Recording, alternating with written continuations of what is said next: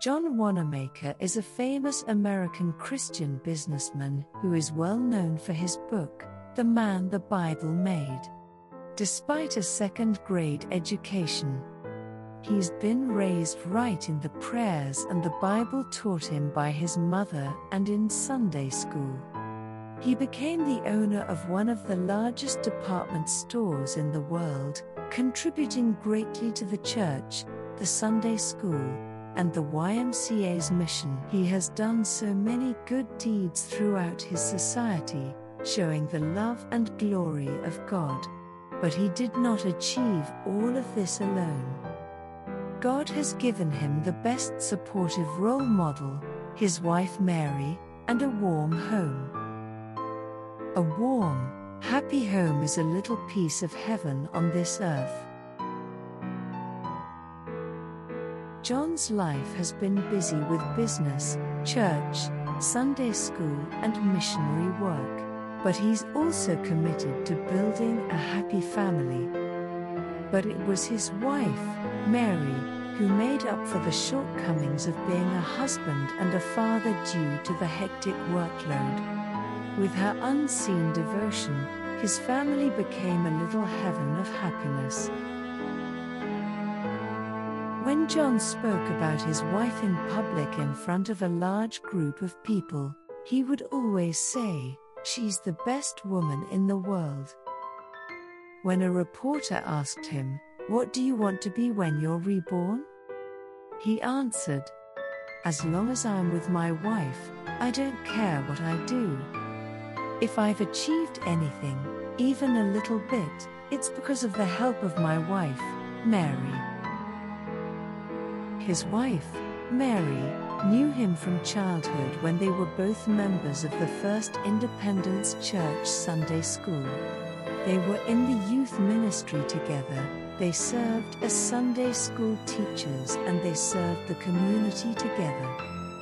In short, they had an intimate relationship that they shared in their faith, and God made them husband and wife.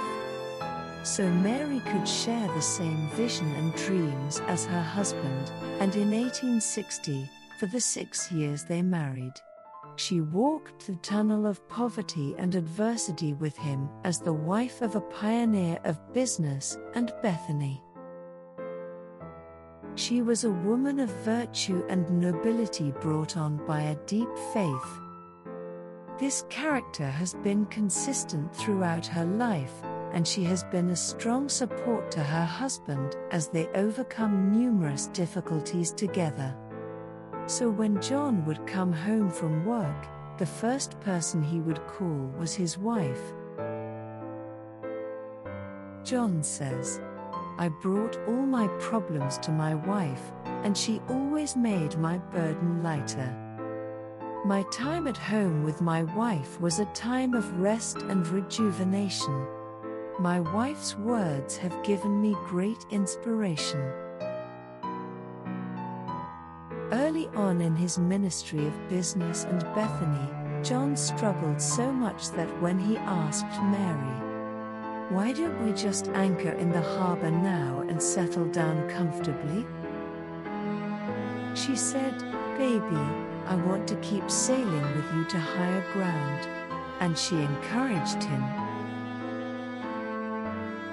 And so John and Mary, because they were always praying and dreaming about the future together, through the sacrifices and hardships they endured together to achieve their vision and dream, they were able to build a great ministry and a happy family at the same time.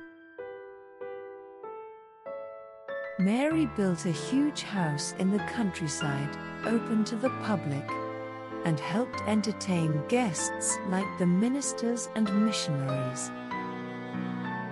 From the time their children were adults and emancipated, they participated in charities such as poor homes, children's hospitals, orphanages, and brought them to the Lord as a sign of God's love. Mary, who never stopped helping those in need until her health weakened, passed into the arms of God 2 years before her husband, John took care of her until the end and sent her into the arms of God, and 2 years later, so did he. Just before his death, John left these words: "Thinking in God, working in God, sweating in God, trusting in God, has been the sign of my life, my whole life." He spent his life in God with the same visions and dreams as his wife, building a happy home and serving the world.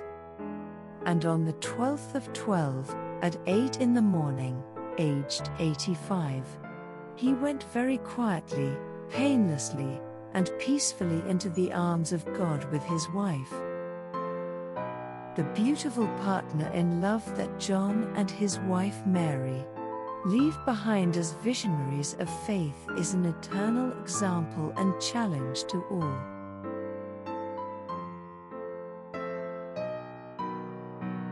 Who can find a woman of virtue?